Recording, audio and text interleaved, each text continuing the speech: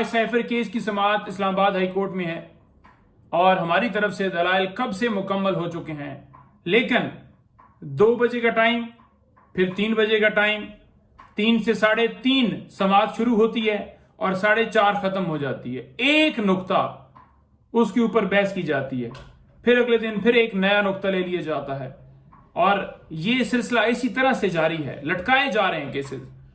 हफ्ते में एक समाअत की, फिर अगले हफ्ते कहा कि अब इस नुक्ते के ऊपर अगले हफ्ते समाअत होगी।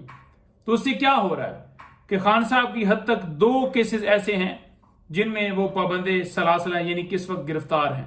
एक है साइफर केस और एक है इद्दत वाला केस जिसमें खान साहब को और बुशरा बीबी साहबा को सजा हुई थी। साइफर में खान साहब और शाह महमूद कुरैशी साहब उनको सजा हुई है।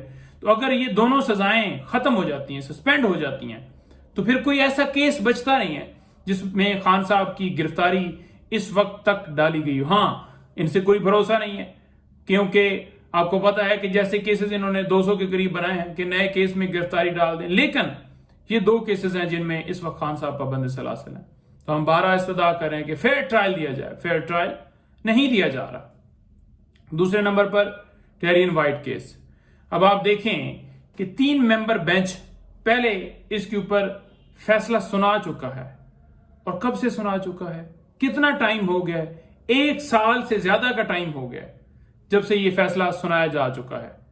अब जब एक केस का फैसला सुना दिया जाए जो कि 2 जजेस ने खान साहब के हक में और एक ने मुखालफत की थी, यानी कि 3 मेंबर बेंच था जिसमें आमिर फारूक साहब भी थे और 2 और मुअज़्ज़ज़ जजेस थे।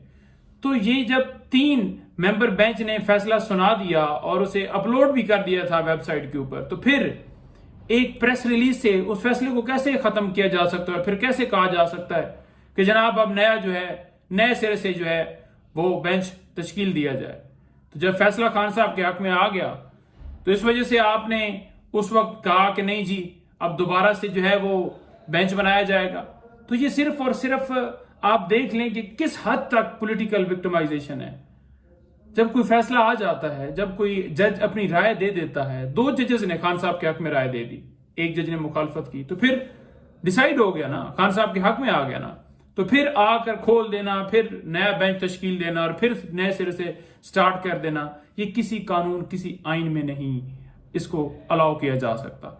तो जब अलाउ ही नहीं है, जब आइन और कानून की खिलाफ वर्जी हो रही है, तो फिर किस बुनियाद के ऊपर ये केस चल सकता है?